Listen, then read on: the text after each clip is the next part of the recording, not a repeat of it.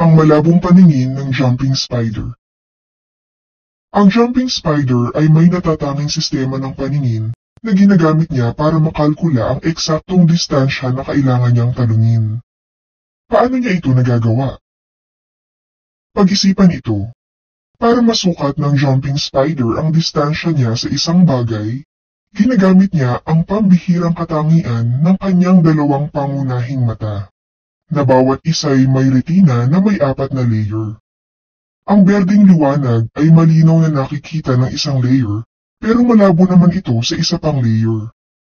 Mientras mas malabo ang nakikita ng layer na iyon, mas malapit ang bagay na iyon sa mata ng gagamba.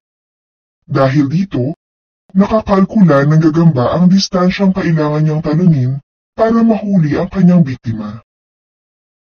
Ang teknik na ito ng jumping spider ay gustong gayahin ng mga mananaliksik para makagawa ng mga kamerang 3D at mga robot na makasusukat ng distansya nito mula sa isang bagay.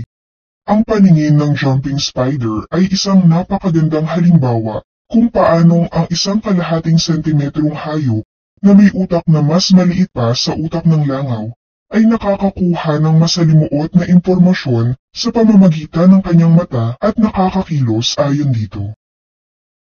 Ano sa palagay mo?